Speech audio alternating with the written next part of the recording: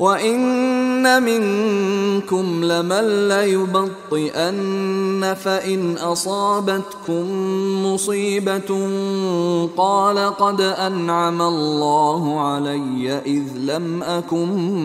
مَّعَهُمْ شَهِيدًا وَإِنَّ مِنكُمْ لَمَن لَّيُبَطِّئَنَّ،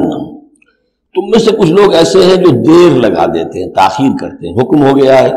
نکلنا ہے، فلاں وقت ہے، کوچ ہوگا، اب وہ اس میں ڈھیل برت رہے ہیں، ابھی تیاری ہو رہی ہے،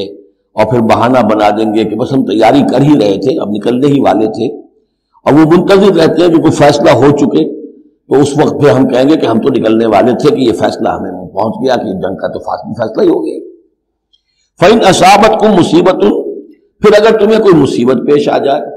اب مسلمانوں کو جنگ میں نکلے ہیں تو کوئی تکلیف پیش آ جائے، کوئی نقصان ہو، کوئی وقتی طور پر ہزیمت ہو جائے، قال، تو وہ کہے گا قد انعم اللہ علیہ اذ لم اکن معہم شہیدا، میں تو اللہ نے بڑا انعام کیا، بڑا کرم کیا، جو میں نہیں گیا، میں رہ گیا، میری فلاں جو ضرورت تھی وہ میرے لیے رحمت بن گئی، وہ میرا جو اونٹ گم ہوا تھا اس وقت کہیں وہ اگر میرے پاس موجود ہوتا تو میں بھی وہاں پر خراب ہوتا.